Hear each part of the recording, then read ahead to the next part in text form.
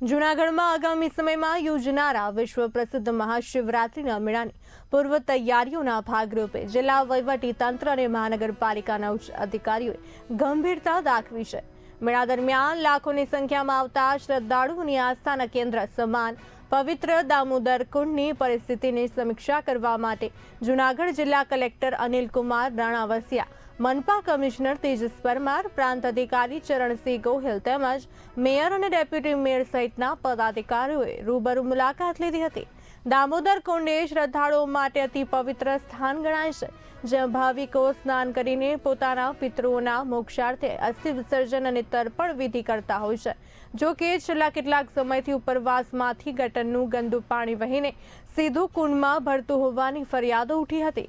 આ ગંદકીને કારણે શ્રદ્ધાળુઓને ધાર્મિક આસ્થાને ઠેસ પહોંચી રહી હોવાથી તંત્ર દ્વારા આ બાબતને અગ્રતા આપીને કાયમી નિરાકરણ લાવવા માટેનું આયોજન હાથ ધરવામાં આવ્યું છે।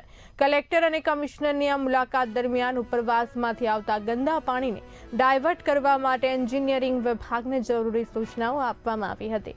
વહીવટી તંત્રએ ખાતરી આપી છે કે આગામી એક સપ્તાહમાં દામોદર કુંડની સંપૂર્ણપણે સફાઈ કરવામાં આવશે।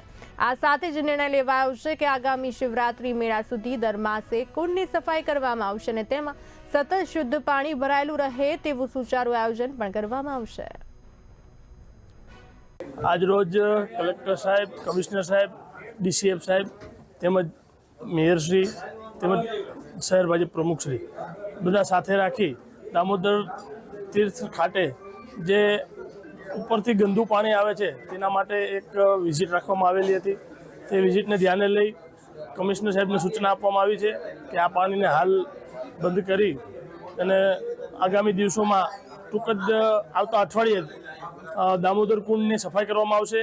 આગામી ધોરણે શિવરાત્રી પહેલાં દર મહિનાના એક દિવસે ત્યાં દામોદર કુંડની સફાઈ કરી ત્યાંનું ગંદુ પાણી અટકાવી અને દામોદર કુંડના તીર્થ સ્થાનોને નવું નીર જે પાણી ભરી અને લોકો સ્નાન કરવામાં આવે તે કલેક્ટર સાહેબે અને કમિશનર સાહેબ અને બોડી દ્વારા આ વિઝિટ કરવામાં આવેલી હતી।